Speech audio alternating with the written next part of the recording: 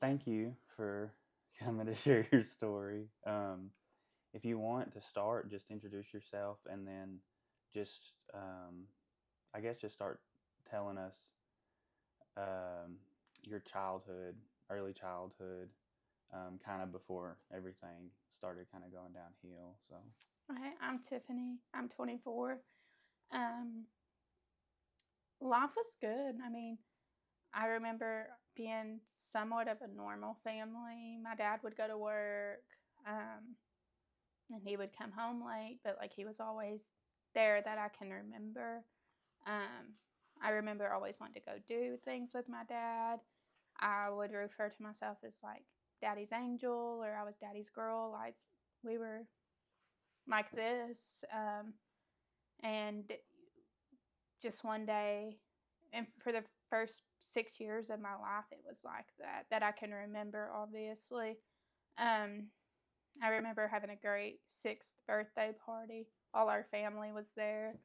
Um, and I can remember like vivid details to this day of that birthday party. Um, but then like backtracking to my like third and fourth birthday party, third or fourth, I remember my mom and dad like fighting, like hardcore fighting, throwing stuff at each other. I had got a cup or something for my birthday, and I remember like someone throwing it at the other person, it getting broke. And then I don't remember much of my mom and dad together after that. I had continued living with my dad and my nana at the time, and then um, I'd say after about 6 years old is really when I remember everything just wool down. I remember my dad started becoming abusive physically, sexually, um, and he would pretty much, I would say, 95% of my life for this from 6 to 12 was I was sexually abused, and I don't know what started it. I would say I noticed more so when he was coming off of drugs that he would become more violent and more abusive in the sexual aspect of things while he was on drugs. when he was coming off of the Oh, drugs. As long as he was like on an active high, I felt like he was fine, and it was like he would become mean coming off of them. I remember like even as a little girl thinking, oh, I wish he would just stay on that. Like whatever's making him happy, I wish he would just continue being like that. Um, Even though drugs took priority and everything, like there were 6 months I remember we had no water, no electricity, no food, and the only times we would eat would be at school. But I still remember like thinking, okay, this is better than him being mean. But it would be about each night, like you could see him coming off of that. Sometimes it would be early of a morning, you could see him coming off of it. And more so in the morning, like if he was coming off in the mornings, those were the mornings he would be like, you're not going to school, you're going to stay home.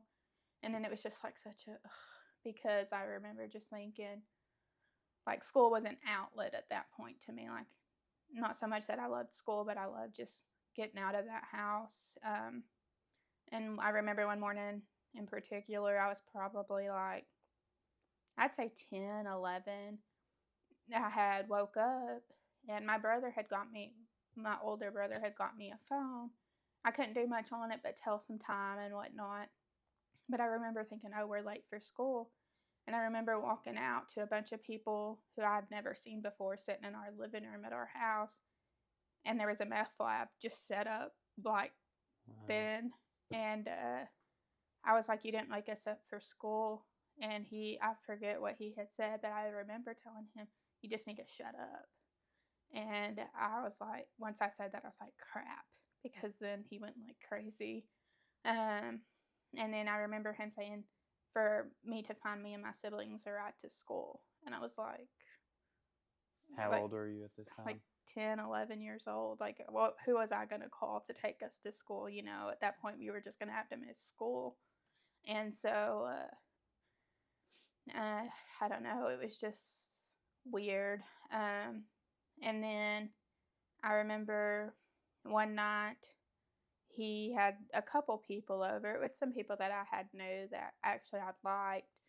Um, and I remember then they were doing drugs that night, and someone had called the police. And I remember watching people leave out the window, and um, we lived in like a one-bedroom apartment, and me and my siblings slept on the couch together. And I was thinking that night when the cops came in the house, like maybe something would happen that night. And all they had asked is, why are they all sleeping on the couch? And that was as far as that progressed. It was never like, why don't they have beds, or why don't they have this? And it wasn't like they checked for anything other than the drugs they were trying to find. And so it was just like, ugh. And DHS was actively involved. I mean, from the youngest I can remember had always been involved. Once or twice a month would be at our house, but it was never, everything always looked good. And I Mm-hmm. was like, how does it look good? And of course, like, I'm scared to open up and tell, hey, this is what's actually going on. We're not getting to take a shower. We're not getting to eat unless we're at school. We're getting abused, because it's like he had told me if I told anybody, he would do it to my younger sister. And so it's like, okay, I've got to protect her, because I can't let what's happening to me happen to her. And so that was really difficult.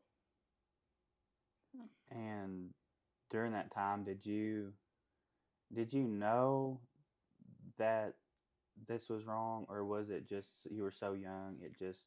I didn't really know, not until I would say it was quite a bit later, like towards my 11, 12 years old, that I thought, okay, this isn't normal. Like, what parent keeps their child home to be able to do these things? But it started at such a young age when I was 6, and it happened, like I said, from 6 to 12, probably literally 90-95% of that time, almost every single day, like I was sexually abused. So to me, like, it was just normal. So I didn't think anything of that really. But I knew I didn't want it to happen into my sister. So maybe self consciously I knew like it wasn't right, but I didn't Yeah. almost, I don't know. Did you have to kind of well, backtrack a little bit? So, your mom, was she living with y'all No, during then? no, I think it was either my third or fourth birthday. I remember her and my dad splitting. At least that's what I remember it as. And she had moved. Um, and my sister and brother had visitation with her. I did as well. I just wasn't aware of the fact, just because my dad was like, oh, she doesn't like you. She doesn't want to see you. And he had truly made me believe that. And like, I Mm-hmm. never had got enough time with her alone to ever be like, oh, like that's not the truth, you know? And I would remember her coming. We had lived at a trailer, and I remember her coming to pick my brother and sisters up, and I was just like coddled to my dad, like, I don't want to go with her. I don't want to go with her. She doesn't like me. And I can remember her be like, no, like that's not true. And I was like, yeah, it's true. Like I truly believed like Yeah. she didn't want nothing to do with me. But in a sense, I felt like she didn't really want to fight my dad about it either. But I was young. I don't really know what words were exchanged between them, if any were exchanged about the situation. But I didn't much get to go on like visitations with her. Yeah. And then even my dad had a motorcycle accident when I was about 6 or 7. Um, and I remember even when he had came home from that accident, immediately, like it was like I went to go back to live with him, because that's what I thought. Oh, she didn't like me. And he still continued to try to make me believe like she didn't want anything to do with me. Um, and so I went to live with him after the motorcycle accident.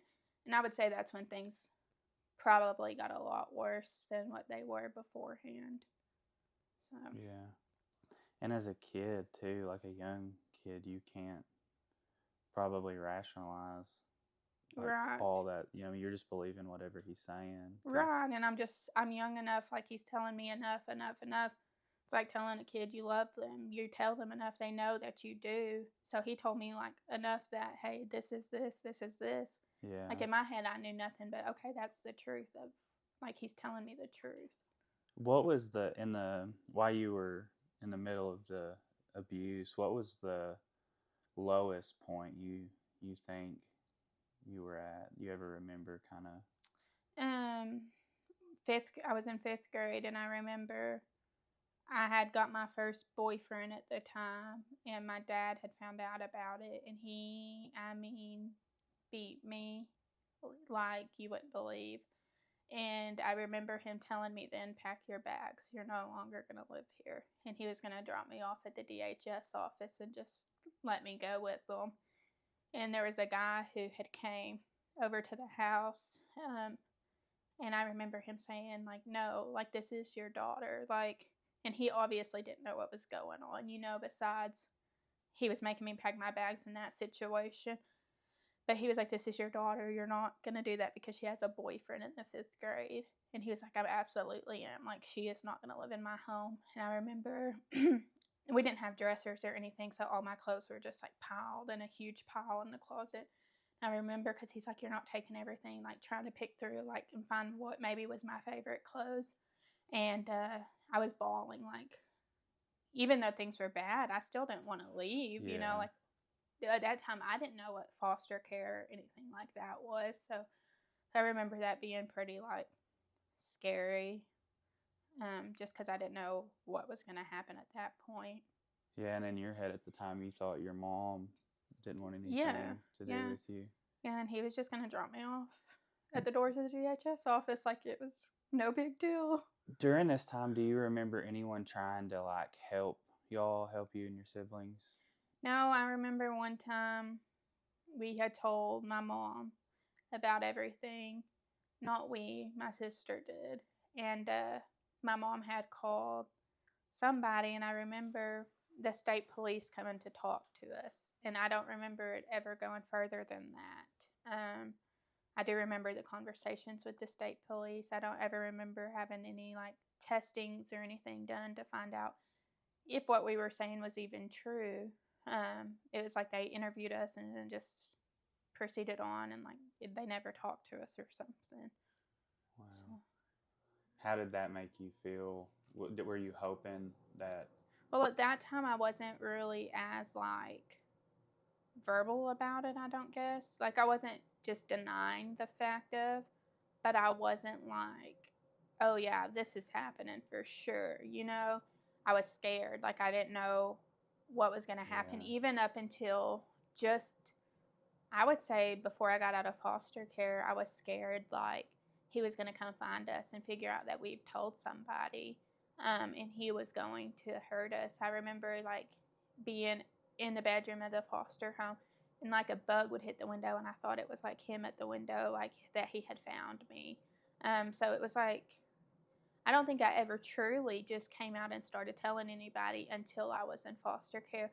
And that didn't happen until like a year and a half after being in care. Yeah. People knew, but I just wasn't very verbal about it. Was it just fear of him, or was it? I was scared to death he was going to come, like, unalive me or something. Yeah. How close were you to your siblings during? Not very close. My sister and I fought a lot over things. She would be ready to talk about some things, and I would deny the things.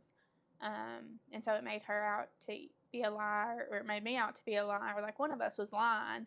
Just who was it at the time, And so I think that even to this day has caused some kind of division in between her and I. And so I wouldn't say trust issues, because I don't necessarily think that's the case, but, like, she was probably counting on me to be like, okay, this was happening, and I wasn't ready to tell anybody about it yet. Yeah.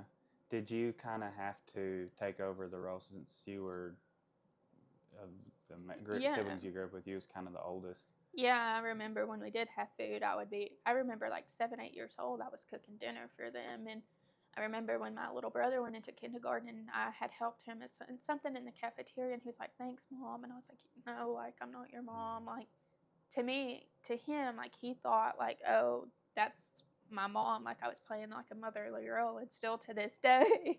And you can ask my siblings, like, I'm like a mom to them. Like, you don't need to be doing this, or you don't need to be doing that. And so it's still hard to kind of get out of that mindset, I guess. And that's a lot of pressure on a kid to Yeah. process all the abuse happening to yourself, and then to watch it with your siblings, and then still try to have to Yeah, because all take I care. was truly trying to do is protect them. I thought if I would keep my mouth shut, they would be okay. Yeah. Not knowing, like, behind, like, okay, that's what's actually happening to them too. Like, the physical side of things I could see, but the sexual abuse side of things, I didn't ever see that Mm-hmm. happening. So, So, what point or how old were you when things kind of transitioned to foster care, and you kind of described that happening, how that happened and stuff? I have an older brother who was in his probably 20s at the time, and he had came over to our house, and he had walked into our dad, watching some inappropriate stuff on the TV, doing some inappropriate things in the room with us. And he said, I know they're gonna have a life like I had if I don't do something about it. And he had called DHS. He had actually gave my dad some drugs first, which wasn't abnormal for them to do that together. And I remember it was 7 o'clock at night, I believe on President's Day in 2012.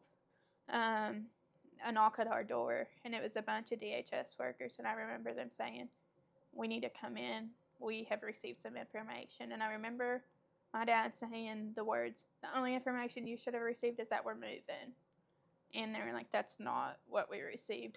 And I remember there were police officers at this store, and DHS was at this store, and there was probably 4 DHS workers, 5 or 6 cops, and they had cops all around the apartment building. I guess in case something happened. And I remember them coming in, and they said, "We're going to drug test you. And if you fail, we're taking the kids into DHS custody tonight."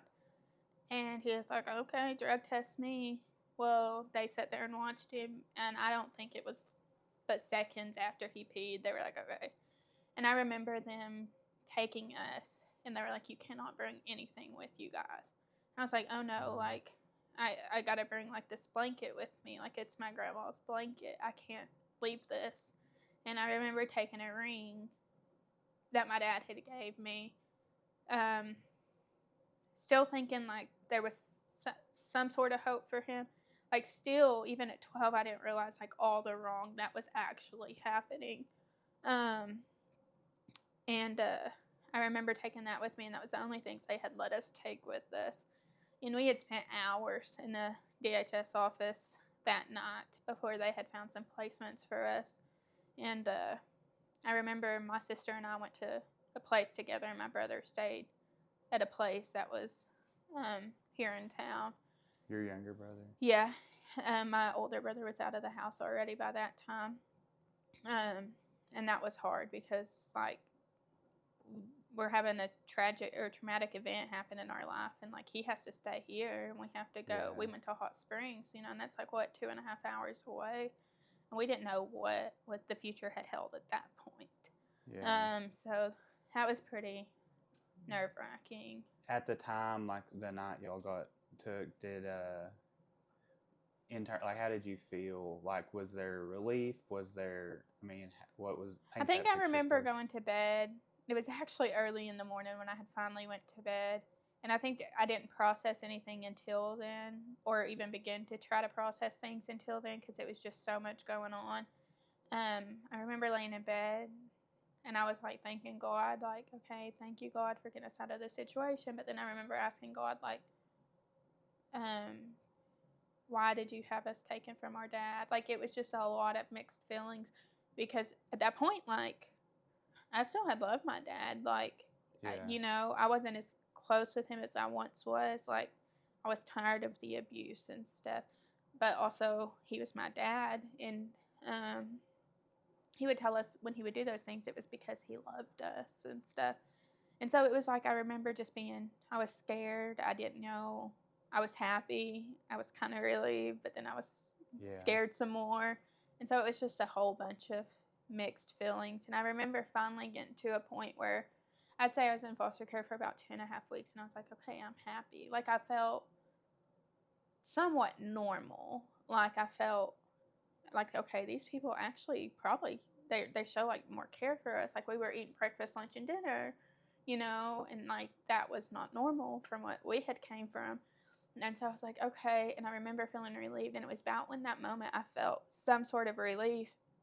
I lived in a group home, and I remember them calling over like an intercom thing for my sister and I to come to the front. And I remember us walking out. My dad was there, and they had brought him for a visit with us. I remember thinking, oh my gosh. Like in that moment, okay, it's like I started realizing, okay, this stuff he's been doing is wrong. And then like here I am, and I'm like face to face with him, and it's like I don't want to see him, but I didn't have an option. And they told us they were going to try to rekindle things, and they were hoping like we would get to go back with him, even though we were like, no, like that's not what we want. We just didn't have an option to be able to say, no, we don't want to see him today. We had no warning that he was coming to see us. And so it was just like, okay, about when you start getting like feeling normal, happy, like seeing like, oh, we get to play, we get to do this. Like I'm not having to cook and make sure my siblings have baths or whatnot. And so it was definitely, that was scary. So did he not face any criminal charges? No. Wow. And I remember when we did get taken, it wasn't long after. I'd say probably 3-4 months after we got taken, they had finally took us to the children's hospital to do some testing. And I remember, like, even in that testing, there were findings that we had been sexually abused. And at the time, like, I was 12. I wasn't doing anything. My sister was even younger. She for sure wasn't doing anything. Like, and there were findings, and still there was nothing ever done to him. They proceeded to still let him continue to try to improve his life to get to come get us back. And I'm just like, I never understood it. Still don't. Yeah. So, how long were y'all in foster care? And what was that kind of like? We were in foster care, I would say, about 3 years. We stayed in that group home for 60 days, my sister and I did. And then they told us we were moving to another group home, which was more of a traditional living style than what we were initially in. The one we were initially in was more for like troubled kids and kids coming out of juvie and stuff, but that's the only placement they could find for us at the time being. And so they took us to this other group home, and that was okay. There were a bunch of houses with a bunch of different sets of house parents in them. And it felt like we were just hopping house to house to house to house to house. No stability. Yeah, and it was like right when you'd get comfortable, oh, here's some new house parents. And so my brother had came then. He had left the family he was with, and he had came to that group home. And my sister and I had initially had the same house parents, and my brother had a different house parents just because boys and girls didn't live together. Yeah. But we still got to see each other every day there. And that's where we were for the remaining period of our foster care stuff. So. Did you like that place? Yeah, I still go back and visit to this day. There were some people who that really had meant a lot to me there that they still work there, and I make a point to see them when I can. Yeah. It was fun. They had a lot for kids to do.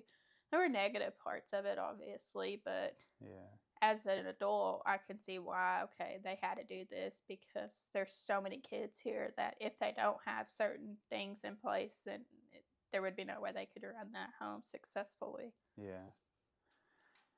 So, going into, from foster care and everything to adulthood, what was your mindset like? Did you feel healed? Did you feel whole, or was there still this battle inside? Because you've went from so many mixed things, to just. I feel like for the most part, like I had forgiven him for what he had done to us. There was part of me that was still like confused to why he never had to face a day in jail or any criminal charges whatsoever for what he did for us. I remember back in about 2020, 2021, I remember calling the guy who worked the sex crimes at that time in my life and asking why nothing was ever done. And he said, I'll get you in contact with somebody who currently works that. And I never heard from him again. Going into adulthood, I had always like been like thinking, oh, I can't wait for the day. And this sounds morbid, but I thought I can't wait for the day I get the phone call that he's dead. And I thought, oh, that's gonna be great. That's gonna be great. That's gonna be great. And not that I necessarily wanted him to, but it's like in my head, like as long as he was alive, there were going to be other people he was going to hurt if he had the opportunity to, because he never had to face charges for what he did. So he had that opportunity to be able to hurt other people, and I didn't want that. And I remember going to see him when I was 18, hoping maybe for an apology. I don't really know why I ever went. I don't know what I was actually seeking at the time. And he had made a comment to me, and I knew then, like, okay, he's not changed whatsoever. And I had left in that moment, and I was like, I don't care to ever see him again in my life. But even going into adulthood, I remember as a young kid thinking, okay, this isn't what I'm going to be for my family. This is not what it's going to be. Like, I want my kids to be able to love me and trust me. Break that cycle. Yeah, I didn't want to continue that. And so I had that mindset. I couldn't let what had happened to me be like, oh, living in my everyday life, where I'm like, oh, this happened to me as a kid. Woe is me, I didn't want that mindset. I wanted to be like, okay, I'm going to be a good mom. I'm going to be this. I'm going to be that. And you decided that at a young age? Yeah, I remember at a very young age thinking, this isn't the life I'm going to want for my kids. I will not be like this. And I couldn't have been more than 8 or 9 years old when I had said that. Especially when we didn't have electricity, we didn't have water, we didn't have this, my kids were not going to live in that. I knew that was wrong. When we couldn't bathe because there was no water, I don't want my kids to ever feel where they don't have this, or my kids won't do without on Christmas. My kids won't do without on their birthdays.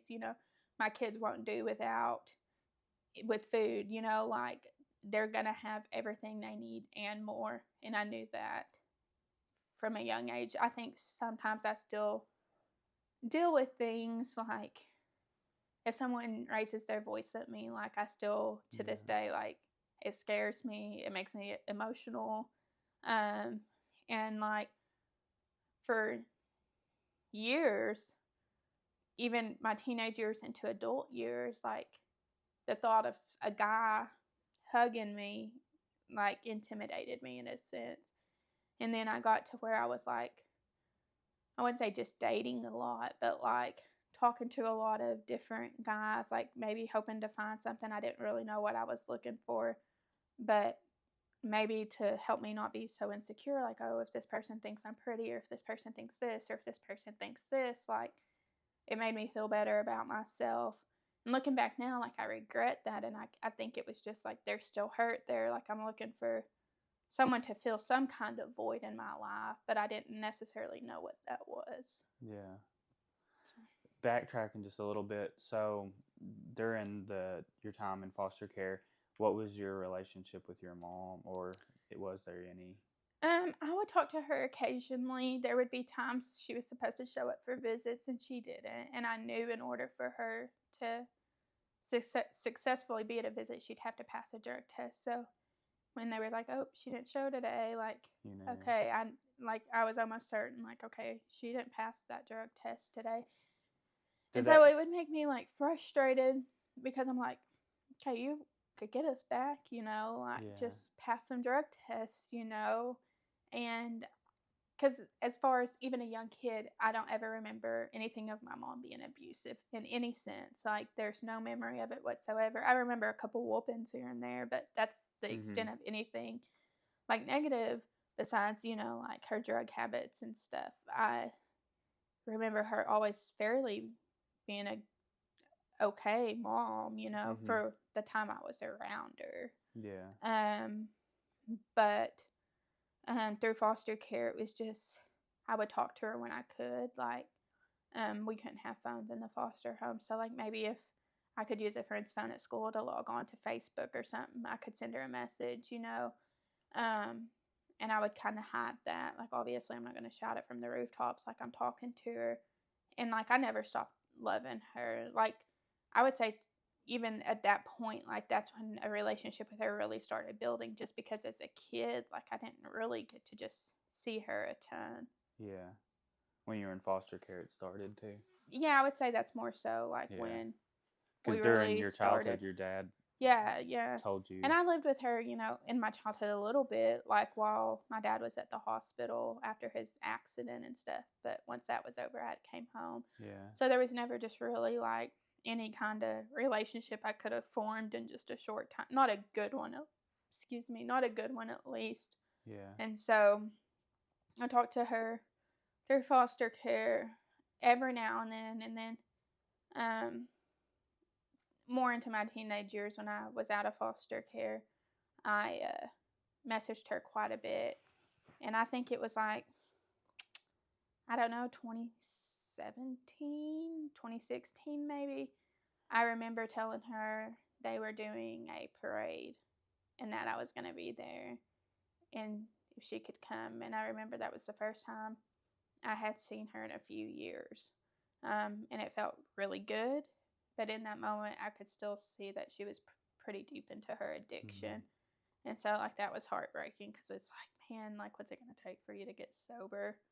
And so, we still continued to talk. I would go see her. I remember there would be times I would take some trips to go see her wherever she was at that time. I don't know. Sometimes it was houses with people I didn't have no idea who they were, where I was pulling up to. Sometimes it was at my Nana's house. Sometimes it was at my grandma's house. I just never knew exactly where she would be. Yeah.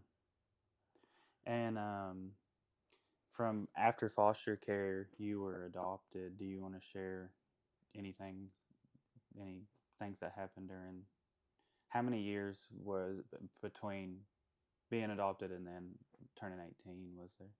About 3 or 4. Okay. 4 maybe. 4 years. I don't know. There wasn't a lot. I think I was 15 years old when I was adopted. So you were already pretty old. Yeah, I was already pretty old. So, like, in a sense, like, okay, these are my parents, but in a sense, like, these are not my parents,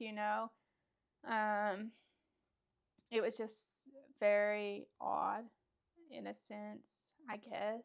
I don't know really how to explain it.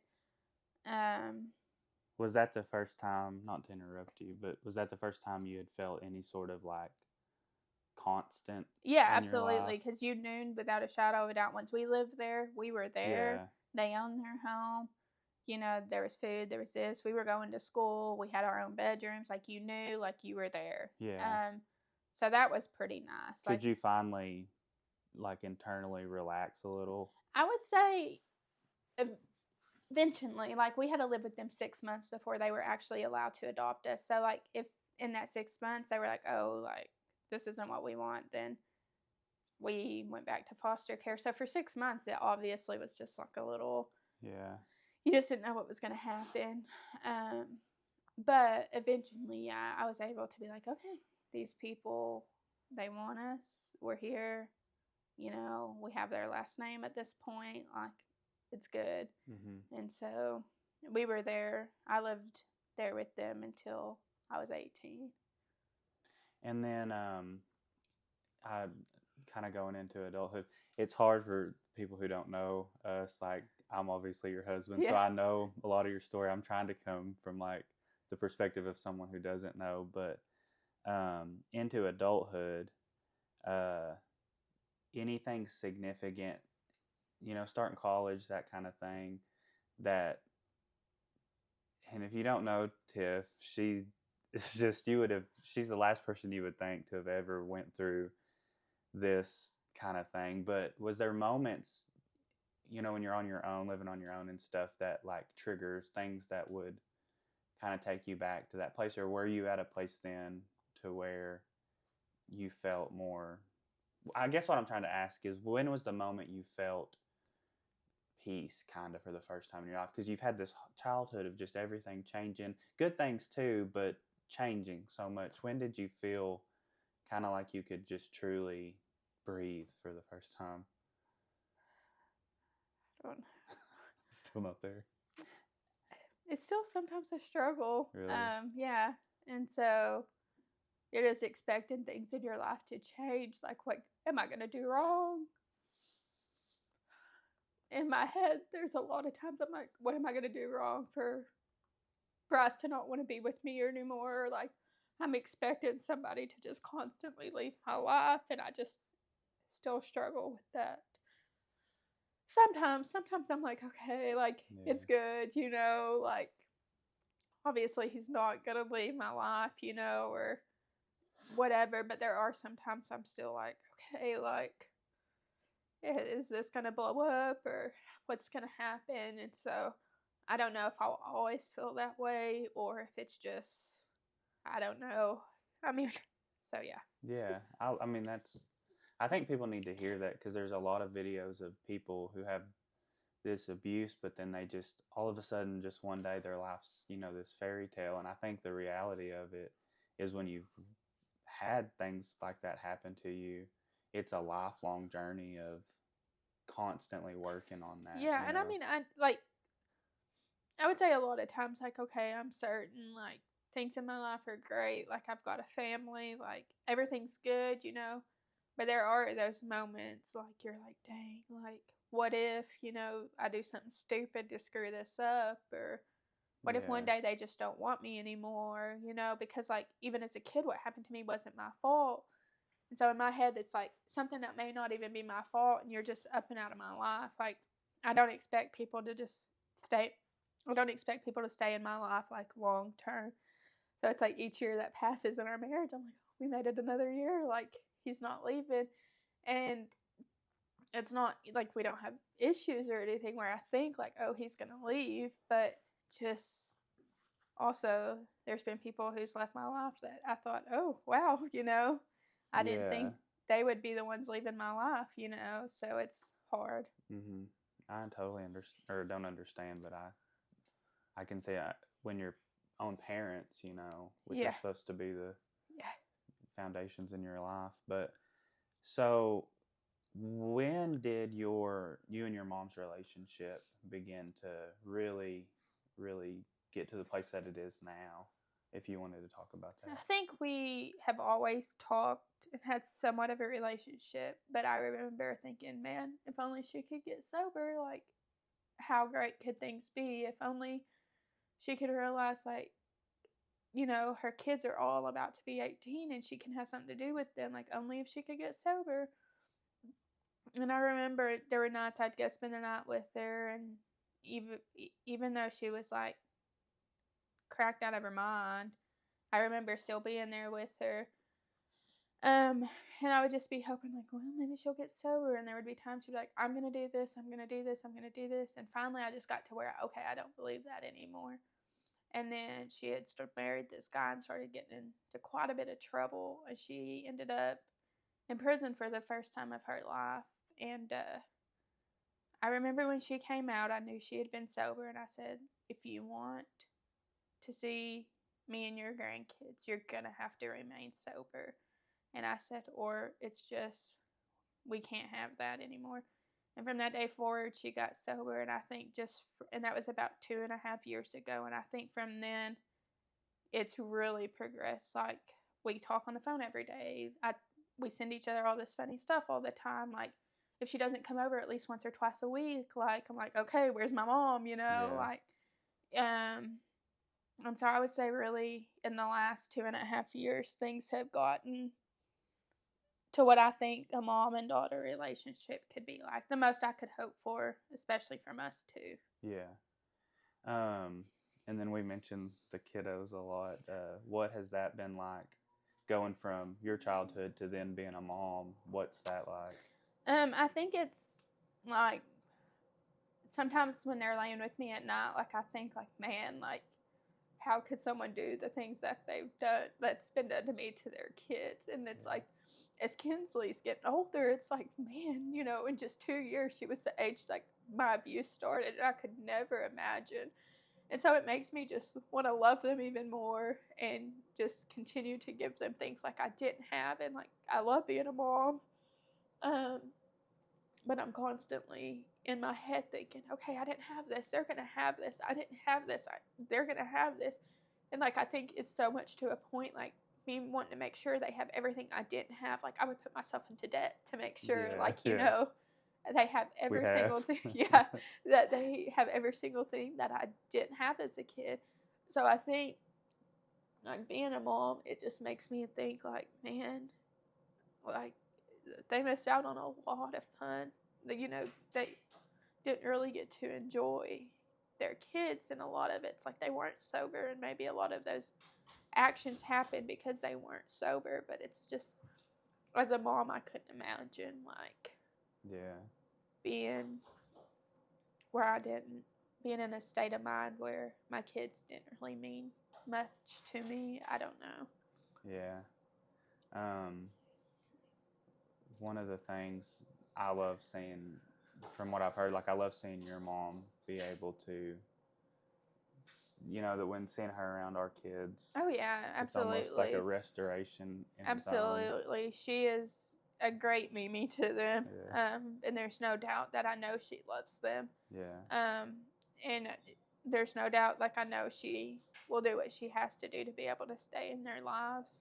And so that makes me proud, that they get to have that with her.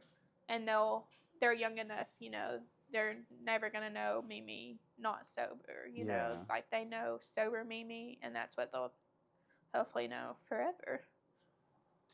And then the last thing before we kind of wrap it up, if you feel comfortable sharing, your dad recently Yeah, passed away. Is there anything you'd want to share about how that was kind of? I remember my aunt calling me, and she told me, and like I had previously said, I always waited for that day where I thought, oh, I'd be happy, I'd be happy, I'd be happy. And then it's like when she called me, it was like all these emotions came, like, because at one point he was a good dad, but there was points where he was a bad dad, and then it was like I didn't really know how to feel. I didn't know if I should feel. I definitely didn't feel happy, but I just wasn't like, it didn't feel like losing a parent. But you did think of the good times, and you thought, okay, there were so much more bad that outweighed the good. And so that was definitely a weird process for me. I thought I'd be happy, and I think still the hardest part is like he never faced consequences for his action. And I just have, the thought he had to answer to someone bigger than any authority there ever is here. And so I thought, okay, he is facing some kind of consequences. What those may be, I don't know. So that's hard sometimes, but it's gone. Yeah. So wrapping it up, if you had to, because I don't imagine any young kids are probably on YouTube, or I mean, probably watching kid shows or something. But if you had to tell that little girl something today, you had the opportunity to tell yourself, what would it be? Probably to tell somebody sooner. Yeah. I think it would have saved a lot of heartache, and probably a lot of what I go through now as an adult, like with insecurities and stuff. I think it would have probably saved a lot of that if I would have told somebody younger. And so I think that's really the only thing, is maybe speak up sooner, and let someone know, like, hey, this is going on. I don't know if it's okay or not, but this is what's happening to me. And so I think that's all I would do, Yeah. is make sure. And then to someone maybe that's watching, that's your age or older, or that's went through similar circumstances, maybe they're still wrestling with it, still battling with it. They recognize the trauma that you've walked through, but maybe they haven't got to that place of, healing and peace and stuff. What would you tell that person? Just always, like, for them to know, like, what's happened to them is never their fault. And I think that's a lot of what people struggle with, is thinking they have done something to deserve that, and maybe like they could just get in their mind, okay, what happened to me is not my fault. That does not define who I am. Whoever did that to me is not a good person. And if they could recognize who they could be, if they could forgive what had happened and move on with their life. And I know that's easier said than done. I don't think we'll ever 100% move on from something like that. It's always you can't forget it. But I think just tell them that just continue to remember it's not their fault.